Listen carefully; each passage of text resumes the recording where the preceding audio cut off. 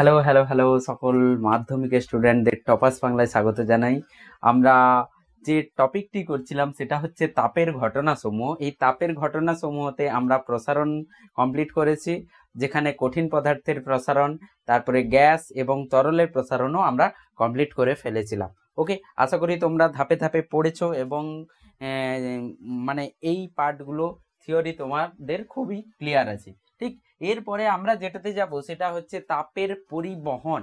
ঠিক, তাপ একটা জায়গা থেকে অন্য জায়গাতে কি করে, তাপ এক জায়গা থেকে অন্য জায়গায় কি হয়, সঞ্চালন হয়, এক জায়গা থেকে অন্য জায়গায় যেতে পারে, মানে ট্রান্সফার হতে পারে। তাপ এক জায়গা থেকে অন্য জায়গায় সঞ্চালিত হতে পারে এবং তাদের যে মাধ্যম হচ্ছে, তাপের যে মাধ্যম সেটা হচ্ছে তিনটে মাধ্যমে তাপ এক জায়গা থেকে তাপ প্রবাহ হয়ে অন্য জায়গায় পৌঁছতে পারে। সেই তিনটে পদ্ধতির মধ্যে প্রথমে হচ্ছে পরিবহন, আর একটা হচ্ছে পরিচলন, আর একটি হচ্ছে তোমাদের বিকিরণ। এই তিনটে পদ্ধতিতে তাপ শক্তি কিন্তু এক জায়গা থেকে অন্য জায়গায় যেতে পারে। যেভাবে ধরে নাও একটি জলের পাইপের মধ্যে দিয়ে জল যাচ্ছে, সো পাইপের দুই পাশের চাপের কি বলে পার্থক্য থাকার জন্য কি হয়, এক পাশ থেকে অন্য পাশে কিন্তু জল প্রবাহ হতে থাকে। একইভাবে আমরা যদি কোনো রোধের মধ্যে দেখি, একটা রোধ আছে তড়িৎ রোধ, তার মধ্যে দিয়ে যখন তড়িৎ প্রবাহ হয় তখন কিন্তু বিভব প্রভেদের প্রয়োজন পড়ে। ঠিক আছে, তো একইভাবে তাপ যখন এক জায়গা থেকে অন্য দিকে, একটা জায়গা থেকে অন্য জায়গা থেকে প্রবাহ করবে, তাহলে কিছু একটা তো পার্থক্য থাকতে হবে। সেটা তোমরা সবাই গেস করতে পেরেছো যে তাপমাত্রার পার্থক্য যদি থাকে, উষ্ণতার পার্থক্য যদি থাকে, তাহলে তাপ কিন্তু এক জায়গা থেকে অন্য জায়গায় সঞ্চালন হতে পারে। ঠিক, তো তার তিনটে মাধ্যম আছে, একটা হচ্ছে পরিবহন, একটা হচ্ছে পরিচলন, আর শেষের যেটা হচ্ছে সেটা হচ্ছে বিকিরণ। তো তোমাদের সিলেবাসে যেটা আছে সেটা হচ্ছে পরিবহন। তো চলে যাই পরিবহন চ্যাপ্টারে, তাপের পরিবহন টপিকে, তাপের পরিবহনে আমরা পড়ে নেব। তো চলে এলাম আমাদের তিনটে ভিন্ন পদ্ধতি তাপ সঞ্চালনের, যেটা হচ্ছে পরিবহন, পরিচলন আর বিকিরণ। তো আমরা পড়বো পরিবহন, পরিচলন আর বিকিরণ তোমাদের কিন্তু নেই। তো তবুও পরিবহনে কি হয় দেখা যাক। পরিবহনে হচ্ছে যে বস্তু কণা থাকে এক জায়গা থেকে উষ্ণতর জায়গা থেকে নিম্নতর জায়গায়, নিম্ন উষ্ণতার যে জায়গা, উষ্ণতার পার্থক্যের জন্য তাপ প্রবাহ হয়। প্রথম কথা, উষ্ণতার পার্থক্য যদি না থাকে তাপ প্রবাহ কিন্তু হবে না। যেভাবে দুটি পাইপের মধ্যে চাপের পার্থক্য থাকলে তা জল প্রবাহ হয়, বা জল এক জায়গা থেকে, তরল এক জায়গা থেকে অন্য জায়গায় যেতে পারে, সেই একইভাবে উষ্ণতার পার্থক্য থাকলে তাপ প্রবাহ হতে পারবে। উচ্চ উষ্ণতার স্থান থেকে নিম্ন উষ্ণতার স্থানে তাপ সঞ্চালিত হয়। ঠিক আছে, যে পার্টে উচ্চতর উষ্ণতা আছে সেখান থেকে নিম্নতর উষ্ণতার দিকে কি হবে, আমাদের তাপ সঞ্চালন হবে। যেভাবে উচ্চ চাপ থেকে নিম্ন চাপের দিকে কি হয়, জল বা তরল প্রবাহ হয়, একইভাবে। সো পরিবহন, পরিচলন আর বিকিরণ। ধরে নাও একটি লাইনে অনেকেই দাঁড়িয়ে আছে, ওকে, এই করে অনেকেই দাঁড়িয়ে আছে। ঠিক, সো সব থেকে শেষে দাঁড়িয়ে আছে একদম ডি ই এফ জেড দাঁড়িয়ে আছে। ঠিক আছে, ABCD করে, আর এখানে কি হচ্ছে, কোনো প্যাকেট দেওয়া হচ্ছে, খাবার প্যাকেট করে দেওয়া হচ্ছে, একজনকে দেওয়া আছে, লাইনে দাঁড়িয়ে আছে। ঠিক আছে, তো এই প্যাকেটগুলোকে আমি ধরলাম যে এগুলো একটা শক্তি, এর মধ্যে শক্তি আছে, এই প্যাকেটটার মধ্যে খাবার আছে, তার মধ্যে শক্তি, মানে এটাকে আমি তাপ শক্তি হিসেবে ধরতে পারি। ঠিক, তো এই প্যাকেটসকে আমি বললাম যে জেডের কাছে কোনোভাবে পৌঁছে দাও, জেড যে মানুষটি শেষে দাঁড়িয়ে আছে তার কাছে পৌঁছে দিতে হবে। ঠিক আছে, তো তুমি কি করবে, এ যে আছে, এ কি করবে, এইভাবে গিয়েও দিতে পারে, না হলে কি করতে পারে, এ বি কে দিতে পারে, বি সি কে দিতে পারে, তারপরে সি ডি কে, এভাবে করে পরপর করে কি হতে পারে, একটা প্যাকেটকে পাস করে যেতে পারে। এ ওকে দিল পেছনের মানুষটিকে, পেছনের মানুষটি তার পেছনের মানুষটিকে। সো এইভাবে করে কিন্তু প্যাকেটটি, প্রথমে আমি এ কে দিয়েছি, সেই প্যাকেট কি হয়েছে, পৌঁছে গেছে জেডের কাছে। তো জেডের কাছে পৌঁছে গেছে কিভাবে, তার জন্য আমি কার হেল্প নিয়েছি, বি সি ডি ই, এভাবে করে যতজন আছে তাদের হেল্প নিয়েছি, তারা নিজেদের কিন্তু স্থান পরিবর্তন করছে না।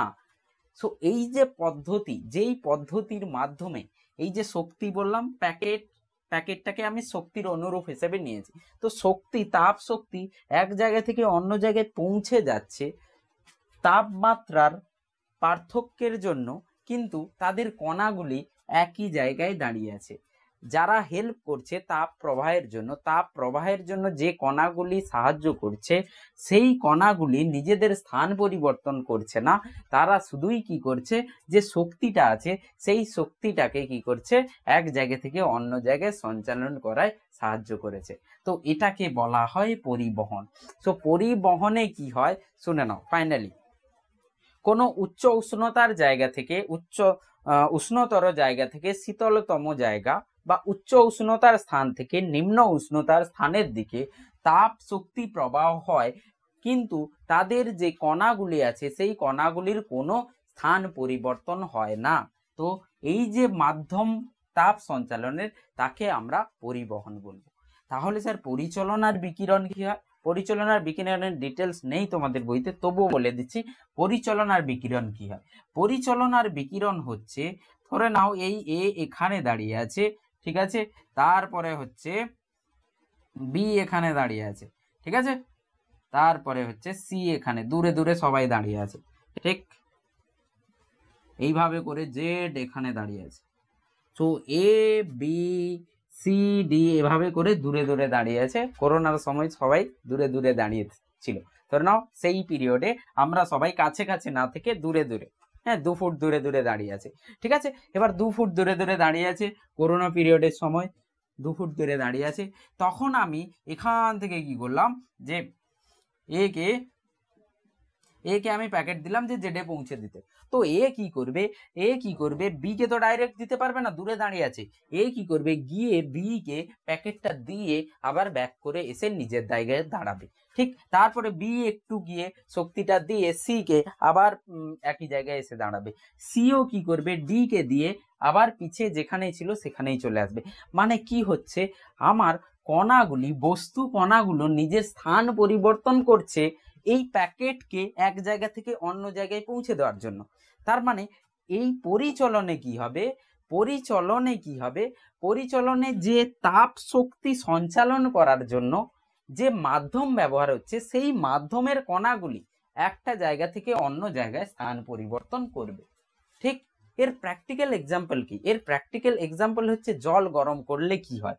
যখনই জল গরম করা হয়, আমরা ড্রামে যখন দেখব, গ্রীষ্মকালে তুমি যখন দেখবে ড্রাম খুলে ওপরের জলে হাত দেবে, ওপরের জল গরম লাগে, আর যখন নিচের দিকে একটু যাবে জলটা কিন্তু গরম, ঠান্ডা মনে হয়, ওপরের থেকে নিচের জল ঠান্ডা মনে হয়।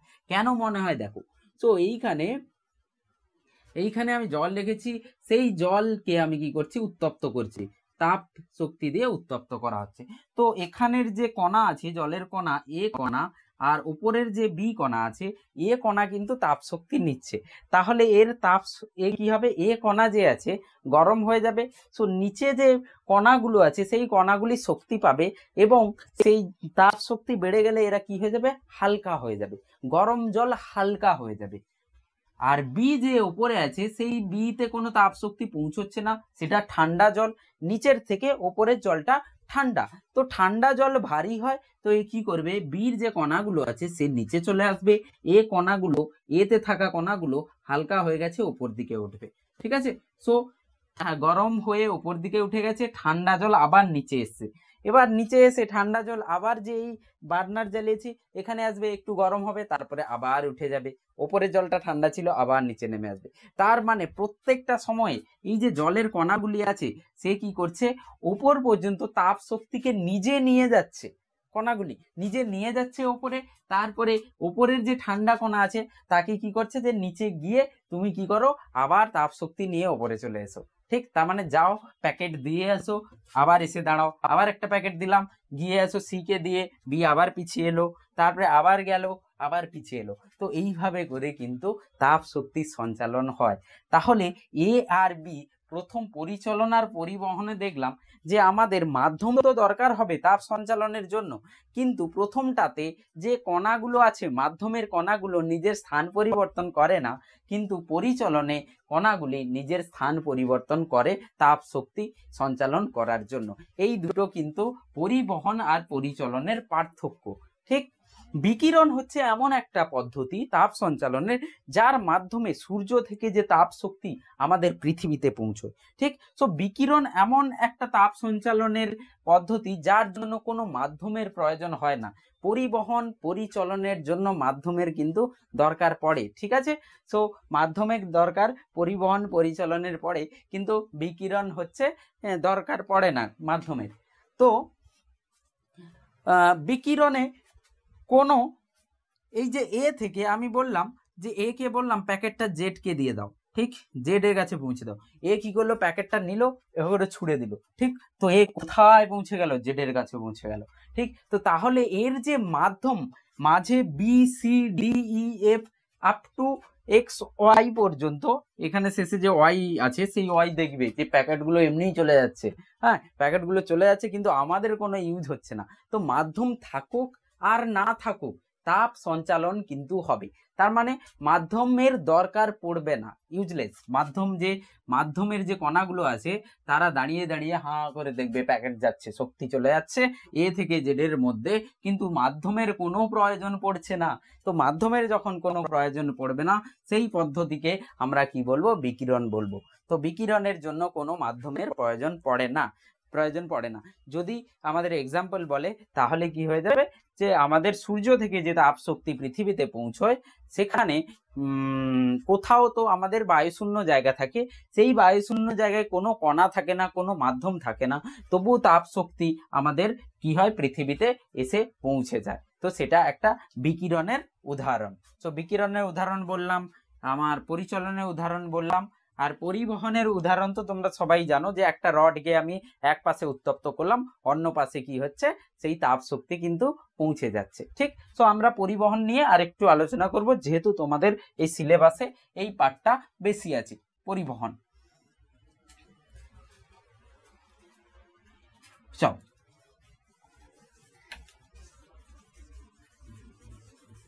সো তাপের পরিবহনে কি হচ্ছে, ধরে নাও আমি একটা রড নিলাম, এই একটা রড, এই রডের এক পাশে আমি যদি উত্তপ্ত করি, এক পাশে মোমবাতি জ্বালিয়ে আমি কি করছি, একে উত্তপ্ত করছি, একে উত্তপ্ত করা হচ্ছে, দিয়ে আমি এখানে মোম লাগিয়ে রেখেছি, মোমবাতি লাগিয়ে মোম, এতে মোম, বিতে মোম, সিতে মোম, ডিতে মোম, এইভাবে করে মোম লাগানো আছে, মোম লাগিয়েছে। সো যখন তুমি দেখবে এ যখন গরম হতে থাকবে, প্রথমে এতে মোম কিন্তু পড়ে যাবে ধপ করে, কারণ এখানে মোমবাতি গলে গেছে, এতে এ যেখানে আছে। বিতে তারপর গলবে, প্রথমে এ পড়বে, তারপরে বি পড়বে, তারপরে সি পড়বে, তারপরে ডি পড়বে, পরপর করে কিন্তু এভাবে করে পড়বে। তাহলে আমি বুঝতে পারছি এই যে উষ্ণতর জায়গা আছে তার সাপেক্ষে যে নিম্ন উষ্ণতার জায়গাগুলো আছে, উষ্ণতর জায়গা থেকে শীতলতম যে জায়গাগুলো আছে, সেখানে পরপর করে কিন্তু তাপ কিন্তু এই দিক থেকে প্রবাহ হচ্ছে। সো পরে পরে পরে পরে কি হবে, একটু সময় পরে এখানে তাপমাত্রা বাড়তে থাকবে, প্রত্যেকটা জায়গায় তাপমাত্রা কিন্তু বাড়তে থাকবে, আগে যেই তাপমাত্রায় ছিল সেই তাপমাত্রা থেকে বাড়তে থাকবে। ধরুন প্রথমে এর 2 ডিগ্রি ছিল, পরে 3 ডিগ্রি হবে, 5 ডিগ্রি হবে, 7 ডিগ্রি হবে, এভাবে করে বাড়বে। ধরুন প্রথমে এর 1 ডিগ্রি ছিল, তারপরে 2 ডিগ্রি, 4 ডিগ্রি, এভাবে করে বাড়বে, 5 ডিগ্রি, এভাবে করে বাড়তে থাকবে কিন্তু তাপমাত্রা। ঠিক আছে, তো এইভাবে করে কিন্তু সঞ্চালন হচ্ছে। তো সঞ্চালনটা হওয়ার জন্য এই যে ভেতরের বস্তু কণাগুলো আছে, সেই বস্তু কণাগুলো কি হচ্ছে, এভাবে কম্পন করছে। তো তাপ শক্তি দেওয়ার ফলে কি হচ্ছে, এতে থাকা বিন্দু, এতে থাকা বস্তু, বিতে থাকা বস্তু, সিতে থাকা বস্তু কণা যেগুলো আছে, এগুলো কি করছে, এভাবে ভাইব্রেট করছে, যার ধাক্কার ফলে কি হচ্ছে, তাপ কিন্তু এক জায়গা থেকে অন্য জায়গায় কিন্তু চলে যাচ্ছে। ঠিক আছে, তো এ থেকে উচ্চতর উষ্ণতা থেকে নিম্নতর উষ্ণতার দিকে কিন্তু তাপ প্রবাহ হবে। আর কেমন হবে, এইভাবে কম্পন হতে হতে তাপ শক্তি কিন্তু এক জায়গা থেকে অন্য জায়গায় পৌঁছে যাবে। ঠিক, এরপর আরো প্র্যাকটিক্যাল এক্সাম্পল শোনো। ধরো একটি ঠান্ডা জায়গায়, ধরো এসি রুম আছে, সেই এসি রুমের মধ্যে তুমি বসে আছো, এসি রুম আছে, সেই এসি রুমের মধ্যে একটা কাঠের চেয়ার আছে, ওকে, একটা কাঠের চেয়ার,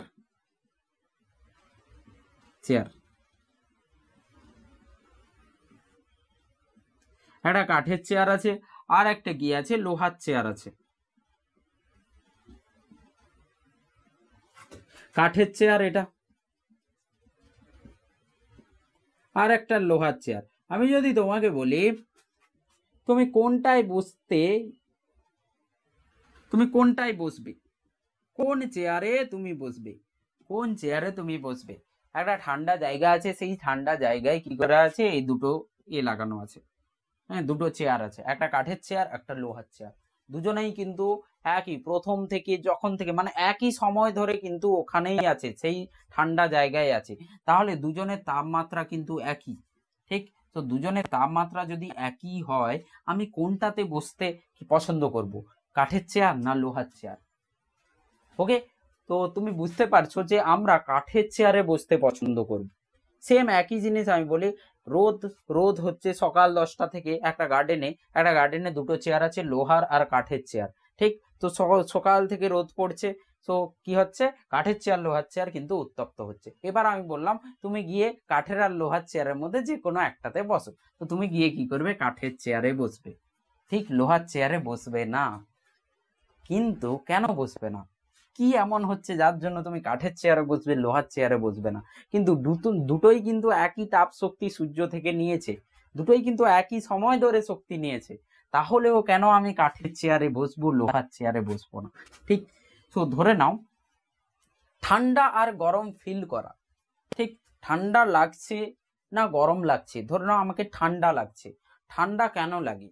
ঠান্ডা এই জন্য লাগে যখন আমাদের বডি থেকে, আমাদের শরীর থেকে তাপ শক্তি বাইরে চলে যায়, আমাদের বডি থেকে, শরীর থেকে তাপ শক্তি কি হবে, বাইরে বেরিয়ে চলে যাবে, ঠিক?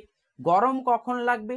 যখন আমাদের শরীরে বাইরে থেকে তাপ শক্তি কি হবে, ঢুকবে, ঠিক? সেই জন্য আমাদের শরীরের থেকে যে গরম তাপমাত্রা বেশি কিছু আছে, তাতে যদি আমি হাত ডুবিয়ে দিই আমাকে গরম লাগবে। কিন্তু আমাদের তাপমাত্রার থেকে নিচে কোনো বস্তু আছে, তাহলে সেখানে হাত দিলে কি হবে, আমাদের ঠান্ডা লাগবে। তো এটাই, কখন ঠান্ডা লাগবে, তাপ শক্তি যদি আমাদের শরীর থেকে বেরিয়ে যায়। কখন আমাদের গরম লাগবে, যখন তাপ শক্তি আমাদের মধ্যে ঢোকে, তখন আমাদের কিন্তু গরম লাগবে। সো কাঠের চেয়ারে আমি যদি গিয়ে বসি, কাঠের চেয়ারে কি হয়, কাঠের চেয়ার হচ্ছে কুপরিবাহী হয়, মানে এ সহজে তাপ শক্তি একটা জায়গা থেকে অন্য জায়গায় সঞ্চালন করতে পারে না। তো লোহার রড নিলাম আর কাঠের রড নিলাম, দুটোকেই যদি উত্তপ্ত করি, দেখবে লোহার রড কি করছে, তাপ সঞ্চালন সহজে করতে পারছে। তো লোহার রডকে বলা হয় সুপরিবাহী, তাপের সুপরিবাহী। কাঠের যে রডটা আছে, সেই কাঠের রড হচ্ছে কুপরিবাহী হবে, যে তাপ শক্তি এক প্রান্ত থেকে অন্য প্রান্তে পাঠাতে পারে না, ঠিক? তো কাঠের চেয়ার কুপরিবাহী আর লোহার চেয়ার হচ্ছে সুপরিবাহী। তো এটা দিয়ে কি হবে স্যার,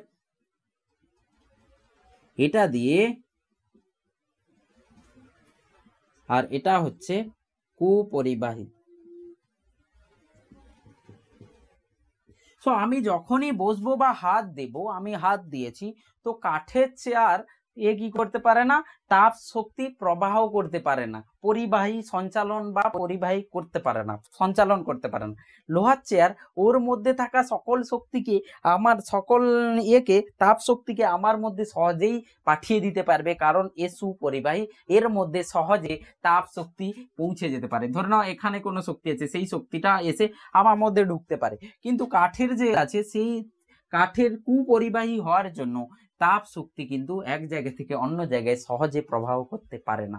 তো যখনই আমি লোহার চেয়ারে হাত দেব, তখনই কি হবে, আমার মধ্যে কি হবে, ধরো গরম আছে, গরম যদি থাকে, হ্যাঁ রোদে ছিল, গরম ছিল, তো তাপ শক্তি আমার ভেতরে ঢুকবে সহজে, কোথায়, লোহার চেয়ারে বসলে। তো যখনই আমার মধ্যে তাপ শক্তি ঢুকবে, আমার গরম লাগবে।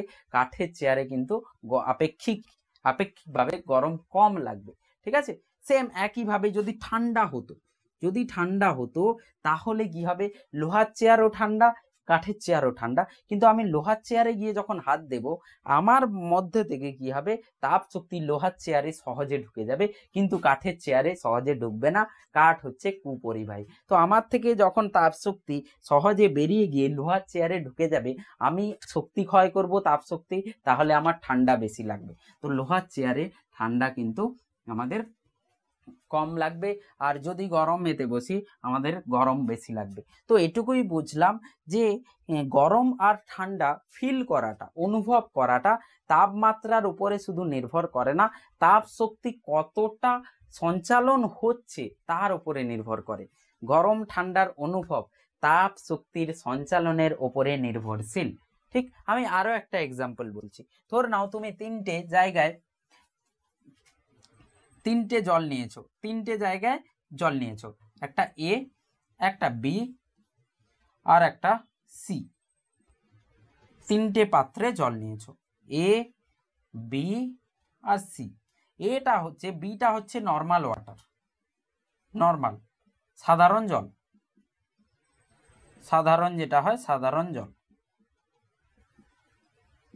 এটা উত্তপ্ত, এটা তাপমাত্রা বেশি, গরম জল। আর এটা হচ্ছে ঠান্ডা জল, নিচেরটা সি হচ্ছে ঠান্ডা জল। সো আমি আমার ডান হাত সিতে ডোবালাম, ডান হাত সিতে ডোবালাম, আর বাম হাত এতে ডোবালাম। ঠিক, বাম হাত এতে ডুবিয়েছি, ডান হাত সিতে ডুবিয়েছি। বাম হাত এতে, ধরে নাও এটা এ, মাঝে হচ্ছে বি, আর এই দিকে হচ্ছে সি। ঠিক, তো সিটা হচ্ছে ঠান্ডা আর এটা হচ্ছে গরম, আর এটা হচ্ছে নর্মাল সাধারণ। তো আমি কি করলাম, বাম হাত গরম জলে, ডান হাত ঠান্ডা জলে। ঠিক আছে, ডান হাত ঠান্ডা জলে একটু সময় রাখলাম, তাহলে কি হবে, আমার যে এই ডান হাতটা আছে সেটা একটু ঠান্ডা হয়ে যাবে, আর গরম জলে হাত যেটা দিয়েছি সেটা একটু গরম হয়ে যাবে। এবার আমি দুটো হাতকে নিয়ে সাধারণ জলে ডোবালাম, আমি দুটো হাতকে নিয়ে সাধারণ জলে ডোবালাম। আমার ডান হাতটা কিন্তু সাধারণ জলের থেকে বেশি তাপমাত্রায়, আর সরি, আমার বাম হাতটা সাধারণ জলের থেকে উষ্ণ তাপমাত্রায়, বেশি তাপমাত্রায়, আর এই যে ডান হাতটা আছে সেটা কিন্তু এর থেকে কম তাপমাত্রায়। তো যখনই আমি দুটোকে ডোবাবো আমার ডান হাত গরম লাগবে, কারণ ডান হাত ঠান্ডা ছিল, সাধারণ জল ওর থেকে বেশি উত্তপ্ত। তো সাধারণ জল থেকে আমার ডান হাতের মধ্যে কি হবে, তাপ শক্তি প্রবাহ করবে। তো যখনই প্রবাহ করবে ডান হাত গরম লাগবে, আর বাম হাত যেটা গরম জলে ছিল সে বেশি উত্তপ্ত ছিল, তার তাপমাত্রা বেশি ছিল, তাকে যখন সাধারণ জলে ডোবাবো তখন আমার মধ্যে থেকে শক্তি কিন্তু এই বির মধ্যে সাধারণ জলের মধ্যে ঢুকবে। তখন কি হবে, আমি শক্তি ক্ষয় করছি, আমার ঠান্ডা লাগবে। ঠিক আছে, কিন্তু সাধারণ জল তো একই তাপমাত্রায় আছে, তাহলে গরম আর ঠান্ডা লাগাটা সাধারণ জলের উপর নির্ভর করছে না, কার উপরে, তাপ শক্তি কিভাবে সঞ্চালন হচ্ছে তার উপরে কিন্তু নির্ভর করে। ঠিক আছে, তো আশা করি এই উদাহরণ তোমরা বুঝতে পারলে। বাড়িতে চাইলে তোমরা এই যে এক্সপেরিমেন্ট আছে এই এক্সপেরিমেন্টটা করে দেখতে পারো, অনুভব করতে পারো।